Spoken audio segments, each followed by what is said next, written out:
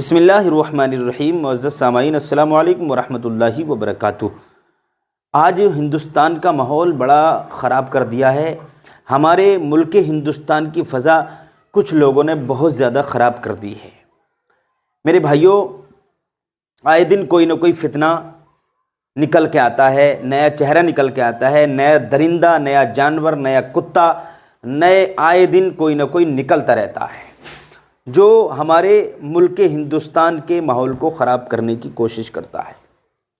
میرے پیارے عزیز ساتھیوں، میرے پیارے بھائیوں، ایک فتنہ اور اٹھا، ایک درندہ، ایک جانور اور اٹھا کہ جس نے نبی کریم صلی اللہ تعالیٰ علیہ وسلم یعنی محمد رسول اللہ صلی اللہ تعالیٰ علیہ وسلم کی شان میں گستاخی کی ہے۔ اس کا نام ہے گنگا گری مہاراج۔ اس کا نام ہے گنگا گری مہاراج۔ اس نے نبی کی شان میں بھونکا ہے، اس نے نبی کی شان میں گستاخی کی ہے، اس نے نبی کی شان میں زبان درازی کی ہے۔ اس کا بھیجا سڑا ہوا ہے اور سڑے ہوئے الفاظ، گندے الفاظ، برے الفاظ، نازیبہ کلمات اس نے ہمارے نبی کی شان میں بھونکے ہیں۔ میرے پیارے عزیز ساتھیوں، ہم سب کو یہ چاہیے کہ ہم اپنے ملک ہندوستان کے ماحول کو خراب نہ کرنے دیں۔ بڑی مشکل سے ہم نے اور ہمارے آبا و اجداد نے، ہمارے اکابرین نے، ہمارے بڑوں نے، ہمارے بزرگوں نے، ہمارے علماء نے اور ہمارے ہندو بھائیوں کے بڑوں نے، ہندو بھائیوں نے، مسلمانوں نے، سکھوں نے، عیسائیوں نے، اس ملک کو سب نے مل کر اپنے خون کی قربانیاں دے کر، اپنی جانوں کی قربانیاں دے کر ہمارے اس ہندوستان کو، اس ملک کو آزاد کروایا ظالموں کے چنگل سے، انگریزوں کی قید سے۔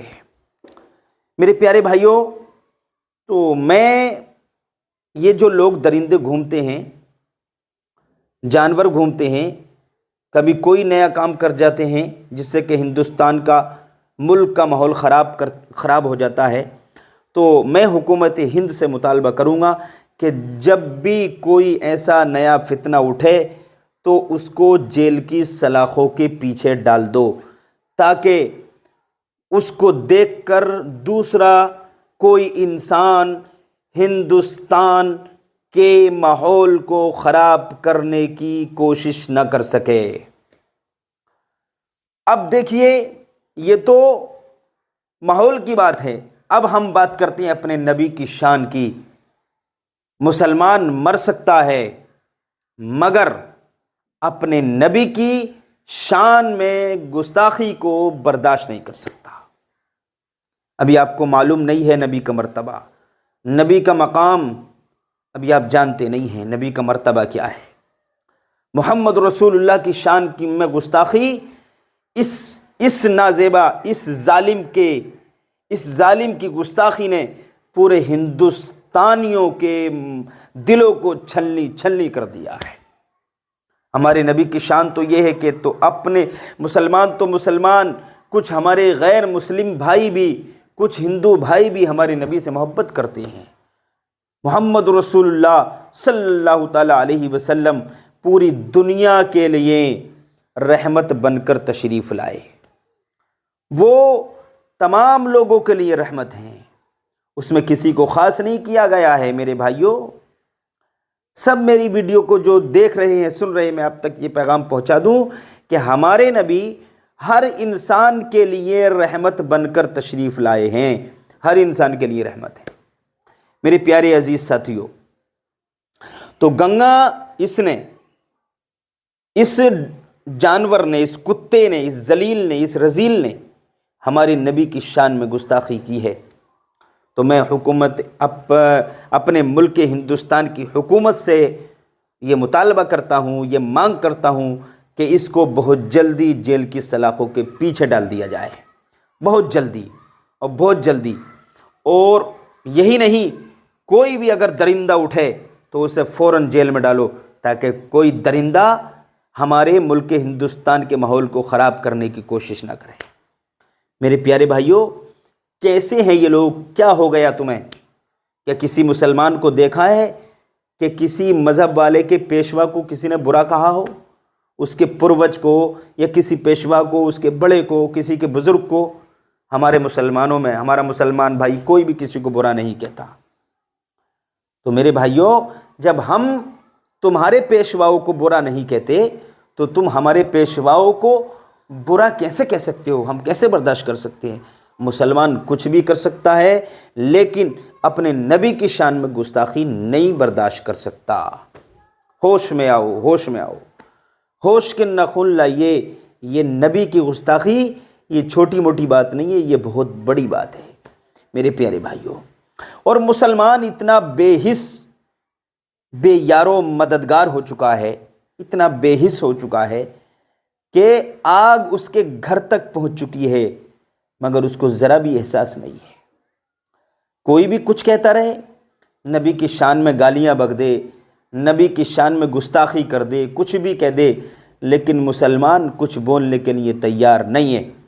میں ان لیڈران سے مانگ کرتا ہوں، ان بڑے بڑے نیتاؤں سے گزارش کرتا ہوں، کیا وہ کیا کر رہے ہیں؟ وہ انہیں اقتدار مل گیا، کرسی مل گئی، تو کیا وہ ماحول کو ایسے ہی خراب کرواتے رہیں گے؟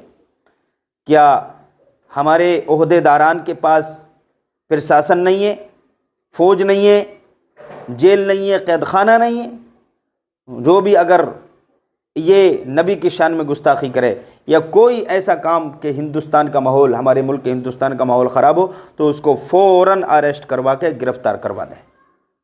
اس کا فنا بالکل کچلنا چاہیے، اس کو ایسی سزا دی جائے تاکہ وہ کوئی اس کے علاوہ درندہ، ظالم، کتا، بدماش نہ اٹھے اور ہندوستان کے ماحول کو خراب نہ کرے۔ ہمارے نبی کی شان میں گستاخی یہ برداشت نہیں کی جائے گی میرے پیارے عزیز ساتھیوں۔ اب میں آپ کو یہ بتانا چاہتا ہوں کہ اب سے کچھ دن پہلے مفتی سلمان اظہری صاحب نے ایک شعر ہی پڑھ دیا تھا تو ان کو جیل کی سلاخوں کے پیچھے ڈال دیا گیا۔ کیا آپ کو یہ ظلم نظر نہیں آتا؟ یہ درندگی نظر نہیں آتی؟ یہ گستاخی نظر نہیں آتی؟ تو آپ انصاف سے کام لیجئے۔ یہاں پر ہندو، مسلم، سکھ، عیسائی سب بھائی بھائی ہیں۔ تو اب دیکھیے، مسلمانوں نے نہ کوئی پروٹیسٹ کیا، نہ کوئی مورچہ لیا، نہ باہر نکلے۔ مفتی سلمان اظہری صاحب کو 6 مہینے ہو چکے ہیں۔ میرے بھائیوں، اب ہمارے گھروں کی عورتیں نکلی ہیں، ہمارے ملک ہندوستان کی مسلم عورتیں نکلیں اور انہوں نے مورچہ لیا، پروٹیسٹ کیا، روڈ پر آ گئیں کہ مفتی سلمان اظہری صاحب کی رہائی ہونا چاہیے۔ انہوں نے سچی بات کہی ہے، حق بات کہی ہے، لوگوں کو جوڑنے کی بات کہی ہے میرے پیارے عزیز ساتھیوں۔ تو ہمیں سوچنا چاہیے۔